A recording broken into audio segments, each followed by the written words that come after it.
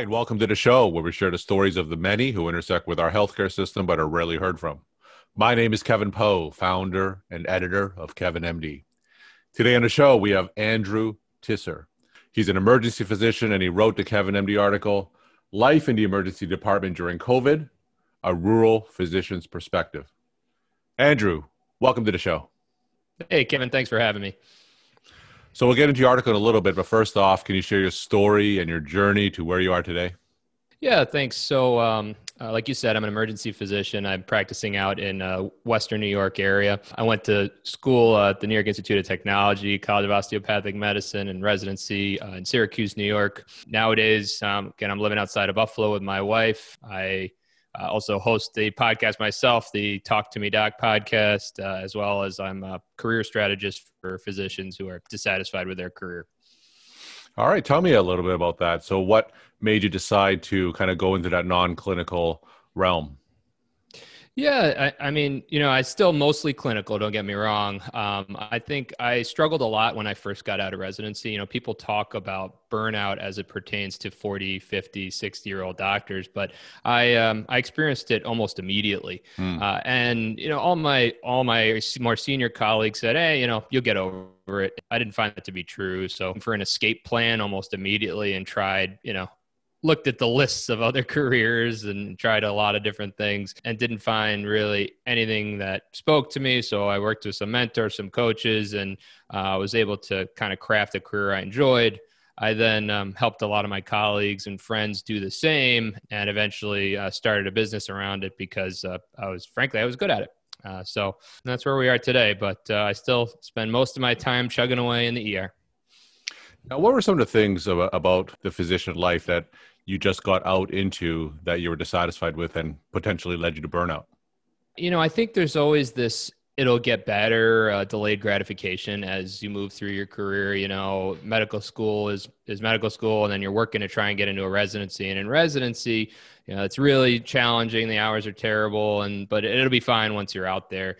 And when I got out, it was just even more pressure, the pressure to produce, the pressure to perform under really stringent metrics. Honestly, at some of the places I was working was expecting me to see 4 patients an hour, which frankly is not safe.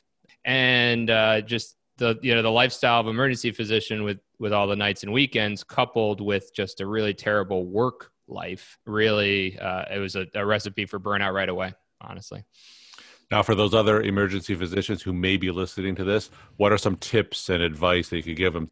Sure. I think the first step is cut down. You'd be surprised at what dropping 1 or 2 shifts a month will do to your lifestyle. And if you look at, we're all high tax bracket people here. The change in income might drop you a tax bracket. So you might not be feeling the hurt so badly, but I really would suggest cutting down your hours as a first step. And also it gives you some time to do some deep work and try to figure out what you want to do if that's not it. Emergency medicine lends itself to almost any schedule you could think of if you're doing employed locums or multiple different facilities. It is a specialty that gives us a lot of flexibility. All right. So let's transition into your KevinMD article. You wrote this back in November. It's titled Life in the Emergency Department During COVID, A Rural Physician's Perspective. Now, for those who didn't read that article, can you just walk my audience through it and share the story of why you decided to write it? I wanted to bring light to some of the challenges we face in the rural community. I live in New York State, but we certainly did not have the surge that New York City did. But we were feeling all the fear and anxiety around it. I think I start the article off with, I asked my wife, should we get a will together? Because when the stories were starting to first come out back in March of 2020, frankly, I was terrified. And I wanted to say that in the article as well. It's just, a lot of us were just looking for masks and respirators and things online and putting together legal documents because, right, if you're looking at all the stuff coming out of New York City at the time, all the people dying, all the healthcare workers dying, I was young, but I was scared. And then the other part of the article is we didn't get the surge. We prepared well. I think my organization did a great job. But then when the November surge came, we felt that for sure. I direct and urgent care, and our volumes increased by almost 120%. So that hit us. And at that point, people were really just doubting still doubting the validity of the pandemic. I was hearing comments like, I hope you were right about this, doc, or this seems like a whole lot for nothing. And those comments are just, A, they're disrespectful, but B, they just, everything we had been through as healthcare workers, doctors, nurses, RTs, everybody together over the last number of months, it stung more than many can really understand. So that was kind of the purpose of my article, talk about the rural perspective and talk about how we were feeling in November. And then to say we were starting to feel some hope. And that was even before the vaccine rollout started. Now, can you share a story or an anecdote of some of the challenges that you face in a rural emergency department that urban emergency departments may not run into? Part of the issue is just the size, right? I work at a very small ER. So we see about 25,000 visits a year. And our ICU capacity is 9 beds and flex to 12. So in the big cities, also, you happen to have a lot more hospitals in the geographic area. A lot more people, but a lot more hospitals. So we see people coming in that travel a half hour, 45 minutes by ambulance to get to us. And at that point, they can be quite a bit sicker. Also, as far as the large hospitals that we transfer people to when we can't, if we don't have the specialty or if the people are too sick for us, they were at capacity. So when you run into an issue where you can't transfer out patients you normally transfer out, it's a big bottleneck effect and it drips down to the ER. And then, we got to see everybody that walks in the front door. So, and of course, overcrowding is a big issue for anyone, but at least at a facility that has a lot of resources, we're a small hospital with a small staff, and we just, we do the best we can. Sure. So tell me about what kind of tertiary care backup do you have? Are there some things that you can't do or can't handle at a smaller hospital emergency department that larger ones can?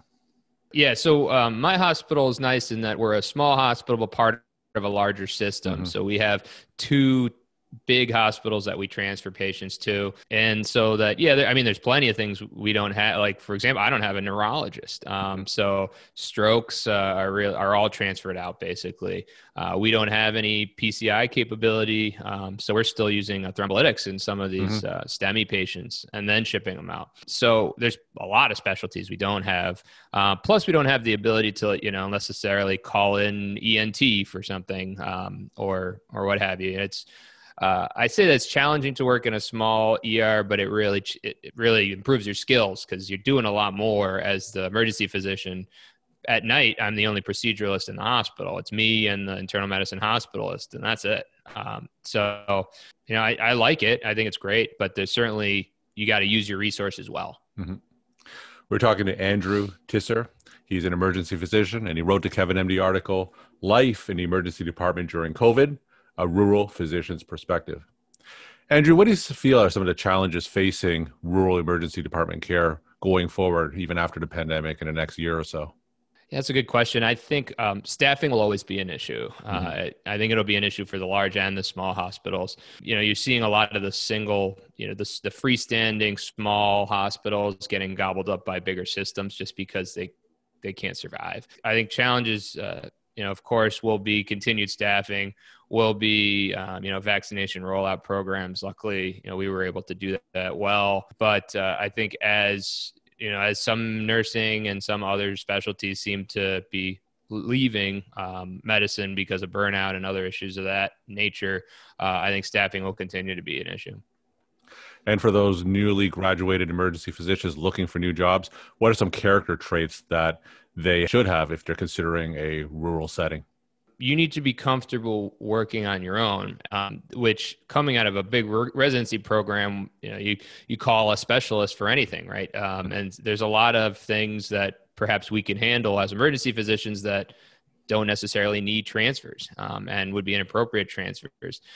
So being able to utilize resources that you have, being able to form close relationships with the nursing staff and the other staff, because there's just not a lot of you. I know everybody by their first name, and they all call me by my first name if they feel comfortable. So we're kind of like a family. It's hard work. You see low volumes and you think, well, oh man, I could see a patient in a half an hour. But again, your skills are kind of put to the test. So I always suggest getting experience in a lot of different settings. That's what I did when I got out, and I just liked the smaller hospitals. But just be prepared that it'll put your skills to the test.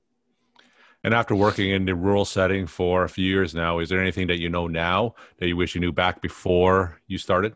No, I don't think so. I mean, I think emergency medicine has changed as a specialty over the years. It's certainly become more data and metric driven, which is just medicine in general these Mhm. days. I was fortunate when I got out of residency. I worked at multiple different facilities from tiny to huge in an effort to really figure out what I liked. So it's important to understand what you do and do not like, because that'll help you shape your career. And not just like, I hate working in the clinic, let's say, but what about that? Do you hate seeing a million patients an hour? Do you hate being on call? Specifically, what do you not like about what you say you don't like is Mhm. really important for anyone at any stage of their career. And my final question, what's your take home message that you want to leave with the Kevin MD audience? I want to make it clear to physicians and everyone else listening out there that you have endless possibilities when it comes to career design. We see this very linear movement through your career from medical student to resident to attending. And a lot of people say, well, what's next when they get out, right? And there's so many possibilities. You just need to figure out what you want out of your career and then work backwards to try and design it. It's out there. You just sometimes got to be creative. So you could design almost any career you want. Andrew, thank you so much for sharing your time and insight. And thanks again for being on the show. Thanks, Kevin. Really appreciate it.